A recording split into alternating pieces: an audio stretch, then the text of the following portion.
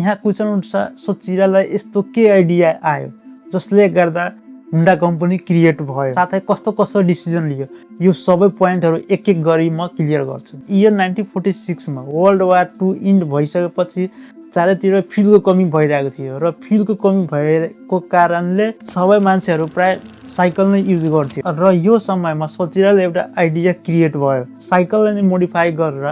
Motorcycle बनाउनका लागि, जसको लागि सोचिराले हुन्डा टेक्निकल रिसर्च इन्स्टिट्युट ओपन गरे। साथै आफ्नो स्किललाई युज गरेर सोचिराले स्मल जेनेरेटरको इन्जिनलाई बाइसाइकलमा मोडिफाई गर्छ, जसले गर्दा एउटा